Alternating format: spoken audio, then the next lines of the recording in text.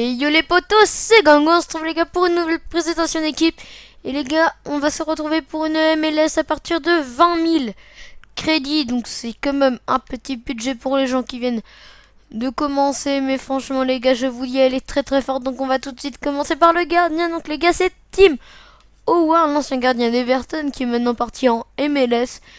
Il a des bonnes stats, je pense que c'est le meilleur gardien de MLS pour moi. Donc les gars, 80 de plongeon, 78 de positionnement, 79 de réflexe, 76 de je ne sais pas quoi, et 77 de dégagement. 50 de vitesse, pas trop mal. Pour un gardien, on enchaîne tout de suite par le deuxième joueur. Donc c'est un joueur argent les gars, c'est Wine. 90 de vitesse, 80 de physique. Rien à dire. Franchement, une vraie bête. Donc les gars, par contre, je n'ai pas les prix en tête. Donc je vous conseille d'aller voir sur Futbin. Donc il a un bon rendement quand même, un rendement élevé en défense et moyen en attaque. Donc j'ai rien d'autre à dire sur ce joueur. On enchaîne avec le défenseur central qui est Opara. Donc les gars, 84 de vitesse pour un défenseur central. C'est un truc de malade. Parce que là, j'ai jamais vu un défenseur central avec autant de vitesse. 84 de vitesse, 82 de physique. Bon, il lui manque un peu de défense parce qu'il a que 69. Mais en vrai, les deux stats qu'il a, franchement, il est très très fort. Rendement élevé en défense et moyen en attaque. Mais à mon avis, avec lui, vous pouvez lui dire aux attaquants, venez, venez, hein, le mec il va vous les rattraper en une. Au calme les gars, il va vous le rattraper. Et on enchaîne avec le deuxième décès qui est Marquez. Lui aussi il est très rapide. 85 de vitesse, 74 de physique. Bon, il a pas beaucoup de tirs, mais on s'en fout parce que c'est pas ce qu'a besoin un défenseur central. Et il a pas non plus beaucoup de défense. Mais ce que je cherchais, c'est surtout de la vitesse. Parce que souvent, les attaquants sont très rapides. Il a un rendement élevé en défense, mais faible en attaque. Ça, le petit point faible. Au moins qu'il est moyen, ça aurait pu être bien.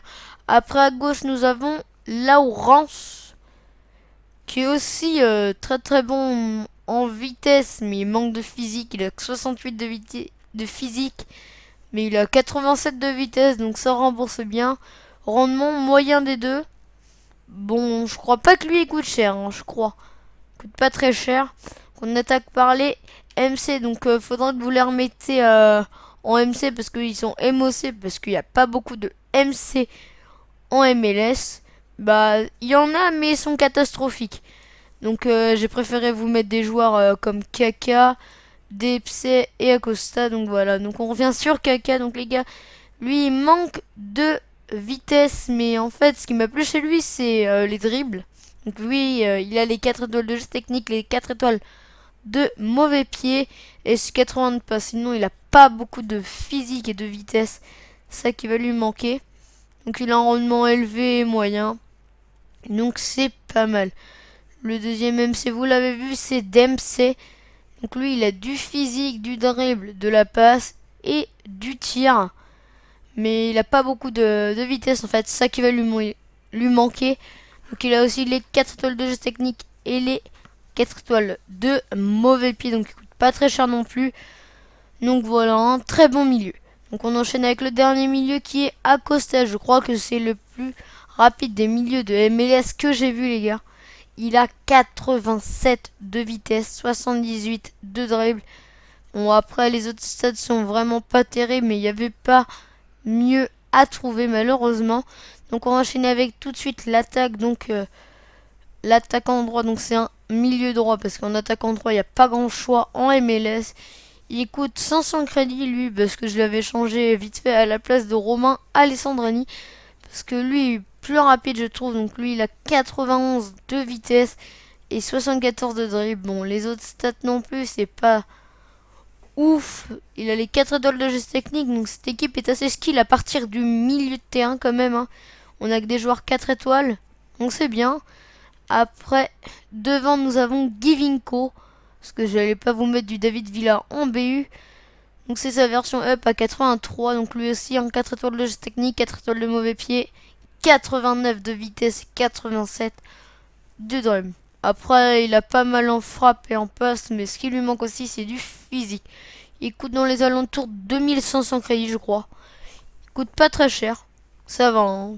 Vu que l'équipe elle coûte 20 000 et le dernier joueur de cette équipe est Mané, qui coûte pas très cher non plus. Lui, je l'ai mis vite fait. 94 de vitesse, 4 étoiles de geste technique, 74 de dribble. Et oui les gars, cette équipe elle est rapide et technique.